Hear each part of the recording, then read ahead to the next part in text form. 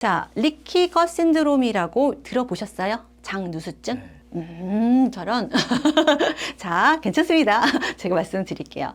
자, 리키 것 신드롬 장누수증이라고 하는데요. 이거는 아직도 정설로 되진 않고요. 이론으로 많이 나와 있는데 많이 사람들이 공감을 하고 있습니다. 지금 여러 가지 우리 몸에 들어올 수 있는 독소들이 있어요. 예를 들어서 약물을 과다 복용을 한다던가, 또는 우리가 또 항생제를 많이 먹는다던가, 또 공기가 나쁜 곳에서 산다던가, 그다음 내 식생활이 적절하지 못했다던가, 또는 내가 임신을 했다던가. 임신을 하면 아시죠? 여자들의 모든 관절과 근육들이 약간 늘어나요. 그래서 애를 낳고 나면 여자들 골격이 약간씩 다 틀어져요. 왜냐하면 아이가 이 좁은 몸에서 나와야 되잖아요. 막 상상하세요? 예, 근데 특히 골반이 있으면 골반 뼈가 이렇게 벌어져야 돼요. 근데 남자분들은 모르시지만 그게 엄청나게 아프거든요. 그러고 나서 다시 붙어야 되죠. 근데 뼈만 벌어지겠어요? 나머지 근육들도 벌어져야 돼요. 근데 지금 이런 소장이나 대장에 있는 세포들도 원래 이렇게 따닥따닥따닥따닥 다 붙어 있어요. 이렇게 짝짝짝 여기 지금 붙어 있는 거 보이죠? 이렇게 나는 너랑 안 헤어져 이라고 있는데, 자, 임신을 했을 땐 이게 약간씩 벌어진단 말이에요. 그렇죠? 자, 그리고 갱년기라던가, 그 다음에 나쁜 이제 항원 물질 같은 것들, 내가 알러지가 있는데 항원 물질이 막 들어왔다. 자, 그런 것들이 이 세포가 딱 붙은 걸 약간 느슨하게 벌려져요. 자, 소장 이렇게 벽이 있고 바로 밑에 혈관과 림프관이 흘러간다고 했잖아요. 이게 약간 늘어지면 바로 혈관으로 들어갑니다. 그러면 우리가 이 나쁜 독소를 몸으로 배출을 해야 되는데, 아니면 간으로 가서 얘가 해독이 되던가 이렇게 해야 되는데, 얘가 그냥 바로 혈관으로 들어가 버려요. 자, 그러면서 이런 많은 것들이 우리 몸에 그대로 독소 증상들이 나타나는 거죠. 예를 들어서 보시는 것처럼 축농증, 그쵸? 비염, 그 다음에 이제 부신 같은 것들이 고장나서 피로해지고요. 그 다음에 온몸에 염증 수치가 좀 많아지게 돼요. 왜냐하면 독소들이 돌아가서, 난 뭐니? 나는 우리 몸에 있는 게 아니야. 그럼, 너는 나쁜 애니까 너를 내보내야지. 그런 항염증 작용들이 막 서로 싸우게 된단 말이죠. 그래서 그런 것들도 있고요. 그 다음에 우리 머리가 멍해지고 브레인 포그라고 하죠. 건망증도 자주 생기고요. 그러니까 제가 중간에 깜빡하면 독소가 있나 보다 그렇게 생각하시면 될 것 같고요. 스킨 트러블도 많이 생기고요. 그 다음 변비라던가, 그 다음에 과민성 대장 증상, 그 다음에 또 설사 같은 건 당연히 많이 생기겠죠. 이 모든 것들이 다 요즘에는 리키 것 신드롬으로 많이 얘기를 하고요. 또 이거에 덧붙여서 우리한테 감정적으로도 훨씬 더 우울함, 또는 불안감, 이런 것까지 나올 수 있다라는 이론들이 지금 제기가 되고 있어요. 네. 자, 그러면 제가 오늘 그러면 어떻게 하라고 라고 생각하실지도 모르서 두 가지 가져왔습니다. 프리바이오틱과 프로바이오틱. 자, 프리라는 건 뭔가를 전이라는 뜻이고, 프로는 뭔가가 대항한다는 뜻이잖아요. 여러분들이 많이 들어보셨을 거예요. 프리바이오틱은 식이섬유소예요. 자, 식이섬유소. 그래서 얘네들이 설사가 이제 준비가 된다면 거기에 물이 굉장히 많은 건데, 물을 이렇게 흡수해서 마치 이렇게 휴지로 키친 페이퍼 타월로 이렇게 해서 물을 빨아들이는 것처럼 그런 역할을 하는 기능이 있고요. 그다음에 염증을 줄여주는 기능, 심혈관 위험을 감소하는 거, 그 다음에 포만감이 있어서 많이 먹지 않으니까 체중을 감소하는 효과도 있어요. 자, 어떤 것들이 그렇게 하느냐? 수용성 식이섬유소. 수용성 식이섬유소는 주로 물이 닿으면요, 이렇게 겔처럼 돼요. 이렇게 끈적끈적 젤리처럼 돼요. 그래서 걔네들이 혈관을 다니면서 당도 잡아주고 콜레스테롤도 잡아줘서 혈당도 낮춰주고요. 그 다음에 콜레스테롤도 낮춰주는 그런 효능이 있어요. 그건 수용성 식이섬유소. 자, 불용성 식이섬유소는요, 말 그대로 수세미 같은 거예요. 자, 그래서 얘네들은 다니면서 장을 청소해줘. 닦아주는 기능을 하는 거죠. 자, 그래서 내가 지금 설사가 많이 난다. 그럴 때 불용성 식이섬유소를 먹는 것보다는 수용성 식이섬유소를 먹는 게 훨씬 더 좋겠죠. 예를 들어서 사과에 있는 펙틴 같은 것들, 자, 그런 것들이 훨씬 더 좋고요. 불용성 식이섬유소는 말 그대로 이렇게 야채, 막 이렇게 줄거리 있는 거, 이렇게 씹어도 한참 씹어야 되는 거, 그런 것들은 불용성 식이섬유소라고 보시면 돼요. 자, 그래서 보면 한국인 식이섬유소 섭취 권장량은 성인 남자는 25g, 여자는 20g 정도. 가장 많은 것은 콩에 굉장히 많이 들어있어요. 근데 과민성 대장 증상이 있으신 분들은 콩은 굉장히 민감하니까 좋지 않고요. 대신에 홀그레인을 드시는 게 훨씬 더 좋습니다. 그리고 야채들, 그 다음에 과일들, 그 다음에 너트, 그 견과류가 있는데요. 견과류는 참 좋아요. 왜냐하면 보통 씨앗은 자기가 자라나기 위해서 많은 영양소를 같이 가지고 있어요. 자, 그런데 같이 자기가 자랄 때 주변에 영양소가 없을까봐 자기가 그 자란 싹을 틔우기 위한 영양소도 같이 갖고 있으면서 지방을 가지고 있어요. 견과류는 참 좋은 단백질 성분이지만 근데 거기에 지방도 많기 때문에 견과류를 이렇게 간식을 또 야구 보면서 계속 드시면 살이 쪄요. 예, 그러니까 견과류는 항상 조그만 포션으로 드셔도 좋겠고요. 그다음에 여러 가지 씨앗 종류도 좋습니다.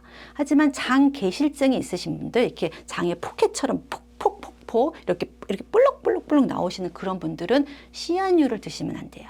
왜냐하면 장이 이렇게 있을 때 거기 중간중간에 이렇게 포켓처럼 이렇게 됐을 때 그쪽으로 씨앗이 들어가면 염증이 생기거든요. 그래서 장 개실증이 있으신 분들은 씨앗은 드시지 않으신 게 좋겠습니다. 식이섬유소가 참 좋은데, 정말 좋은데 드시면 반드시 물을 많이 드셔야 됩니다. 자, 예를 들어서 실리움 허스크를 드셨다. 이거 굉장히 우리가 수용성이고 불용성이고 굉장히 좋다라고 했을 때 그거를 그냥 먹고 그냥 일상적으로 하는 것처럼 하면요. 여기서 있는 내 내장에 있는 수분을 끌어들여요. 그래서 중간에 막힐 수가 있습니다. 예, 그러니까 실리움 허스크 같은 거를 드시더라도 물을 굉장히 많이 드셔서 걔가 안전하게 대장까지 갈 수 있게 인도를 해주셔야 돼요. 네. 그리고 너무 많이 식이섬유소가 좋다고 너무 많이 섭취를 하면요, 칼슘이나 아연, 철분 같이 미량 무기질 또는 다량 무기질하고 합쳐가지고 걔네를 싸잡아서 갖다 버려요. 내가 열심히 먹었는데 우리 몸에 필요한 것들을 갖다 버리면 안 되잖아요. 그래서 식이섬유소는 내 장의 성질에 맞게 천천히 조금씩 양을 늘려가시면 훨씬 더 좋으실 것 같습니다. 자, 식이섬유소 급여식품은 지금 말씀 보시는 것처럼 통곡식, 그 다음에 야채, 그 다음에 뭐 이제 과일들, 그 다음에 뭐 이런 견과류들, 그 다음에 콩류들, 그 다음 플렉시드나 실리머스크. 네, 이런 것들이 있습니다. 식이섬유소 많이 드시고 화장실이 너무 변량이 많아서 놀라지는 마시고요. 네, 그래서 식이섬유소는 확실히 효과는 있습니다.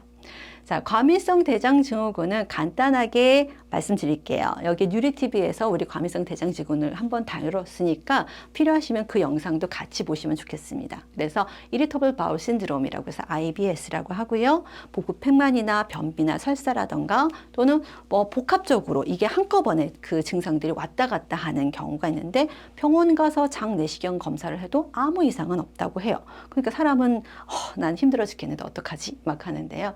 특히 과민성 대장 증후군, 과민성이 붙은 것처럼 스트레스가 아주 많으신 분들한테 이 과민성 대장 증후군이 굉장히 많이 생깁니다. 다들 막 이러고 계시는데 네, 여러분들도 있을 수 있으세요. 예. 자, 과민성 대장 증후군을 예방하시려면 규칙적으로 드시고요. 식이섬유소 드시면 훨씬 더 도움이 되시고요. 그 다음에 고지방 식사라든가 간식은 조금 삼가하시는 게 좋겠고요. 그 다음에 특히 자극이 될 수 있는 뽀글뽀글한 음료들, 그 다음에 커피라든가 또 에너지 음료, 에너지 음료에 굉장히 카페인이 많잖아요. 그런 것들이 다 자극을 합니다. 대장이 지금 굉장히 민감해 있는데 거기다 카페인을 막 넣으시면 마치 송곳으로 찌르는 것처럼 얘네들은 아파한단 말이에요. 그러면 거기에 대한 또 이제 설사라든가 가스라든가 부부팽만이 일어날 수밖에 없죠. 그 다음에 알코올 같은 것들은 드시지 않으시고요. 그 다음에 식이요법으로는 우리가 포드맵 다이어트를 권장합니다. 자, 이거는 우리가 한번 다뤘기 때문에 간단하게 넘어가 갈게요. 자, 포드맵은 무엇의 약자냐면 퍼멘터블 올리고사카라이드, 디스카라이드, 모노사카라이드, 그리고 폴리올 이렇게 얘기해요. 그래서 그 발효가 될 수 있는 그 다당류, 이당류, 단당류, 그리고 당알코올류. 제가 걱정하는 건 이 위에 있는 것보다 당알코올류. 요즘에 여성분들이 탄산음료, 과일 주스, 그 다음에 사탕이나 합성 감미료가 든 다이어트 한다고 뭐 이제 무슨 만리톨, 자일리톨 이렇게 톨자가 들어있는 그런 합성 감미료를 설탕 대신 많이 쓰세요. 자, 그러다 보면 얘네들이 장에서 발효를 해서 훨씬 더 많이 우리가 이제 트러블이 생깁니다. 자, 그럼 어떻게 해야 되나? 라고 했을 때, 자, 요렇게 과민성 대장 증상이 있을 때는요, 제한해야 되는 식품들이 작곡류라든가 강낭콩이라든가 우유라든가 사과, 뭐, 양배추, 특히 이렇게 황화수소를 가지고 있는 그런 것들은 훨씬 더 안 좋으시고요. 카페인 같은 건 드시지 마세요. 자, 그러면 이상하다. 아까 식이섬유소 먹으라 해서 지금 여기 강낭콩도 있고 작곡류도 있고 다 있는데 먹으라는 거야, 먹지 말라는 거야, 헷갈린다 라고 생각을 하실 수가 있잖아요. 자, 과민성 대장, 우르르 설사하고 변비가 왔다 갔다 막 이런 증상일 때는요, 편안하게 차라리 흰밥을 드시는 게 나으세요. 그래서 그게 좀 안정이 되면 그 다음에 여러분들이 혈당을 위해서, 콜레스테롤을 위해서 그 다음에 작곡을 드시는 그 순서를 밟으셔야지, 이게 좋대 이것만 그냥 드시면 안 됩니다. 그래서 상담을 하셔야 되는 거고요. 자, 프로바이오틱 여러분들이 잘 아시죠? 장에 좋은 균. 자, 우리 몸에는요, 균이 100조가 있대요. 100조. 우리 인체의 세포는 60조. 우리 세포보다 균이 우리 몸에 훨씬 더 많아요. 그렇죠? 놀랍지 않나요? 예. 그런데 걔네들이 주로 어디 있냐 하면 이제 소장과 대장으로 가면 훨씬 더 많이 있습니다. 자, 얘네들이 주로 하는 기능은 아까 말씀드렸죠? 우리 몸에 이제 영양소를 흡수하고 대사하고 하는 것들. 자, 그런데 대장은요, 대장에 얘네들이 많이 있는데 항상 균이 그렇게 많은데 다 좋은 균만 있겠어요? 어떤 균은 좋고 어떤 균은 나쁘고 어떤 균은 그냥 있습니다. 그러다가 좋은 균이 많아지면 좋은 균한테 가서 붙고 나쁜 균이 많아지면 나쁜 균한테 가서 붙어요. 예, 그래서 줏대가 없지만 어쨌든 그런 애들. 자, 한마디로 영역 싸움입니다. 그래서 내가 좋은 균을 많이 갖고 있으면 장에 트러블이 없는 거고요. 내가 나쁜 균을 많이 가지고 있으면 과민성 대장 증상 당연히 있겠죠. 그래서 여러분들이 변비가 생기고 설사가 있고 자꾸 배가 아프고, 자, 배가 아프면요, 일단 이 아래 부분에 힘이 안 들어가기 때문에 허리도 안 펴지고요, 기운도 없어요. 그래서 이렇게 아랫배 딱 이렇게 힘을 줘야지 우리가 이렇게 힘이 나서 일을 하는데, 장, 특히 대장 무시하시면 안 됩니다. 자, 장에 좋은 균은 여러 가지가 있는데요. 보통 장에 좋은 유해균이라 했을 때 세 가지 종류를 기본적으로 말을 해요. 예를 들어서 사카로마이세스 블라르디, 얘는 균이 아니라 효모예요. 효모. 그래서 균보다 조금 더 큰 생체죠. 자, 그래서 얘네들은 주로 무슨 일을 하냐 하면 여행자 설사. 우리 어디 가서 물갈아 마실 때 설사 쭉쭉쭉쭉 하잖아요. 그때는 이 사카로마이세스 블라르디를 드시면 그게 좀 예방이 됩니다. 그리고 너무 항생제를 많이 먹어가지고요, 내 장에 있는 균이 싹 죽었어. 그러면 물만 마셔도 쫙쫙쫙쫙 나갑니다. 예, 그럴 때는 얘는 이스트, 효모잖아요. 그렇기 때문에 얘가 있을 때는 그거를 좀 막아주는. 그래서 내가 여행자에서 물 갈아 마실 때, 그 다음에 항생제를 너무 오래 먹어서 설사를 할 때는 이 균을 좀 생각을 하시면 더 좋으실 것 같고요. 그 다음에 락토바실러스. 예, 락토바실러스는 잘 아시죠? 우리가 유산균이라고 하는 거. 그렇죠? 자, 그래서 항균 물질도 생성을 하고요. 장내 세균도 정상화하고, 변비나 설사나 과민성 대장 증후군, 유당불내증에도 효과가 있는 락토바실러스균. 자, 그 다음 비피도박테리움 같은 경우는 섬유질을 소화하고요. 모유의 당분을 소화하고 면역에 도움을 주는 것들, 이 세 가지가 기본적으로 프로바이오틱의 구성이라고 생각을 하시면 돼요. 그래서 여러분들이 만약에 영양제 중에서 프로바이오틱을 딱 보시면 그렇게 쭉 나와요. 락토바실러스 균총에 쭉쭉쭉쭉쭉쭉, 그 다음에 비피도박테리움의 균총 쭉쭉쭉쭉 이렇게 나와 있어요. 그래서 그걸 보시면서 이건 여기다 쓰는 거구나 라고 생각을 하시면 되겠습니다. 프로바이오틱의 효능은 지금 말씀드린 것처럼 설사나 과민성 대장 증상, 유당불내증, 변비, 궤양성 대장염에 모두 효과가 있을 수 있고요. 그 다음에 장내 미생물 균형을 유지. 그러니까 유해균을 보호하고 나쁜 균을 조금 더 밀어내는 그런 것들. 그래서 병원균이 성장을 하지 않게. 그 다음에 pH를 잘 맞추기 때문에 유해균이 더 살 수 있는 좋은 환경을 만들어요. 이 균들은 pH가 조금만 변해도 어떤 균이 확 사라지고 어떤 균이 확 올라가고 이렇게 되잖아요. 그래서 그 pH들을 잘 맞춰주는 거죠. 자, 그리고 면역 체계를 활성화시키고요. 박테리아 항생물질을 생성하고 장 운동도 강화하고요. 그 다음에 식이섬유소도 분해해서 자기가 맛있는 거 먹고 그 다음에 내보내는 그런 것들을 하고 있는 게 프로바이오틱입니다. 자, 그러다 보니까 면역력에 도움이 될 수 있고요. 그 다음에 감염 또는 염증 같은 것들도 효과가 있다고 얘기하고요. 그 다음에 세포의 산화나 감염을 억제하고 혈중 중성지방이나 나쁜 콜레스테롤 같은 것들도 저하시킨다고 얘기를 하고 있습니다. 자, 그러면 우리가 음식으로는 어떤 것들이 있느냐? 대표적으로 요거트, 치즈, 우리 한국인이 사랑하는 김치라고 하는데요. 요거트를 선택하실 때는 반드시 라이브 앤 액티브 컬처라고 쓰여 있는 것들을 골라주세요. 그래서 그냥 이거 세일인데 덥석 집지 마시고요. 거기 잘 보시면 액티브 컬처라고 쓰여 있어요. 그걸 드셔야지 유산균으로서 작용을 하고 있습니다. 그리고 또 뭐 이게 딸기 맛, 블루베리 맛 이런 거 하면요. 요만큼 들어있고 거기에 설탕이 엄청 많습니다. 그러니까 설탕이 더 많으면 더 많이 발효가 돼가지고 과민성 대장 증상 더 나오시잖아요. 그래서 보통 요거트 장이 안 좋아서 구입을 하실 때는요. 그냥 플레인 요거트로 드시면 더 좋겠고요. 그 다음에 내가 평소에 좀 단백질을 잘 못 먹는데 요거트에도 단백질이 있다는데 그럴 때는 하이 프로틴 요거트를 고르시면 훨씬 더 좋습니다. 근데 굉장히 뻑뻑해요. 그래서 그거는 감안하시고 드시고요. 그 다음에 서플먼트 같은 것들도 도움이 될 수 있습니다. 그리고 음료로는 콤부차. 그래서 우리가 보통 홍차를 발효시켜서 만든 콤부차인데 뽀글뽀글한 맛인데 어떤 분들은 이게 무슨 맛인고 그런데 어떤 분들은 또 굉장히 매니아신 분들도 있는데요. 콤부차 같은 것들도 소화가 잘 안 될 때는 한번 드시면 이렇게 속이 편안해지는 것을 느낄 수 있습니다. 거기에 프로바이오틱들이 많이 들어있고요. 그 다음에 케피어 같은 경우는 티벳의 승려들이 우유를 발효시켜서 만든 것들인데 다른 아무 맛이 시큼한 그냥 우유라고 생각하시면 돼요. 그런 것들도 도움이 되고요. 자, 미소된장, 한국의 된장. 여기 써놓긴 했는데요. 솔직히 별로 효과는 없습니다. 왜냐하면 된장찌개를 끓여 먹고 미소 된장을 막 끓여 먹잖아요. 발발발발 이렇게 끓여서 먹으면 바글바글 끓여 먹으면 걔네들 다 죽었어요. 그러니까 여기 그 된장에는 굉장히 많이 있는데 별로 효과는 없고요.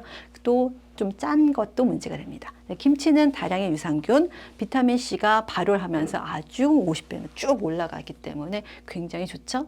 자, 템페, 인도의 템페. 이것도 콩에다가 유산균을 넣어서 발효시킨 건데 템페 드셔보셨어요?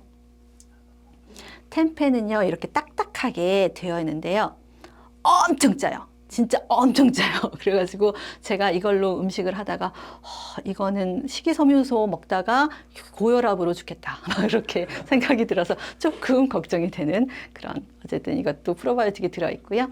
자, 그래서 영양제로 만약에 고르신다면요 여러분들이 잘 구별해서 고르셔야 돼요. 왜냐하면 이제 박스별로 여성용 있고 남성용 있고 뭐 아이용 있고 그 다음에 뭐 50빌리엄, 100빌리엄 이런 식으로 되어 있단 말이에요. 그래서 그런 것들을 어떤 게 나한테 맞는지 왜 여성은 여성 거를 먹어야 되나 여자들 같은 경우는 질염이 굉장히 많잖아요. 거기에 있는 미생물 중에 하나가 질염을 예방해 주는 것들이 들어있어요. 그래서 여성용이라고 분홍색이라고 일부러 붙어 있는 것들이고요.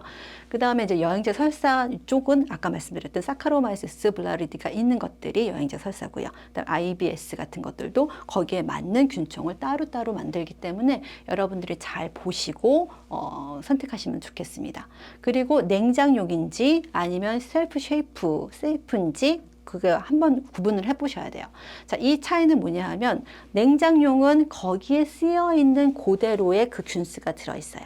근데 여기 선반에 들어있는 것들은요. 선반에 있는 것들은 뭐가 다르냐 하면 그거보다 많은 양을 넣어요. 왜냐하면 걔네들이 유통기간 동안 걔네들이 조금씩 줄어들 거잖아요. 그래서 그걸 감안해서 조금 더 많이 넣습니다. 예, 그래서 두 개 다 괜찮은데 여러분들이 이제 많은 분들이 그래서 냉장에 있는 거를 꺼내서 쓰면요. 이제 먹고 그냥 놔두세요. 그러면 자꾸 더 죽어. 그렇기 때문에 자꾸 깜빡 하시면 그냥 이게 선반에 둬도 되는 걸로 드세요 라고 말씀을 드립니다. 그리고 반드시 MPN 넘버가 있는지 확인해서 이게 공인적으로 확인된 그런 제품인지를 확인하시면서 꼭 영양제는 고르시면 좋겠습니다. 자, 그리고 보통 이제 유산균 같은 경우는 매일 섭취하는 것들이 좋겠고요. 그 다음에 직사광선, 높은 온도 안 됩니다. 얘네들 빨리 죽어요. 그래서 그런 것들은 용기에 표현되어 있는 것처럼 잘 따져보시고 드시면 좋겠습니다. 그래서 저는 오늘 여기까지고요. 혹시 질문 있으시면 질문 받겠습니다. 그러니까 네. 소비자들이 볼 때는 과연 그럼 이렇게 균수를 많이 넣는데 프로바이오틱스를 선택하는 게 좋은지 아니면 네. 한두 가지 균총 가지고만도 이렇게 큰 액티비티가 있으니까 이게 좋은 건지. 프로바이오틱은 아까도 좋은 질문 하셨어요.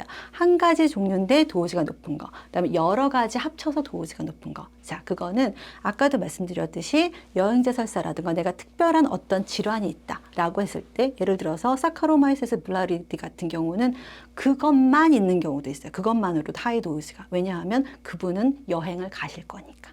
그렇죠? 예, 그런 자기가 어떤 목적이 있을 때는 반드시 그거에 맞는 균총을 가지고 가셔야 돼요. 예. 그런데 일반적으로 내가 먹겠다라고 나는 아직 크게 문제가 되지 않아. 하지만 좀 예방을 하고 싶어. 그랬을 때는 다양한, 내가 어디에 걸릴지 모르니까 다양한 것들을 가지고 있는 게 낫죠.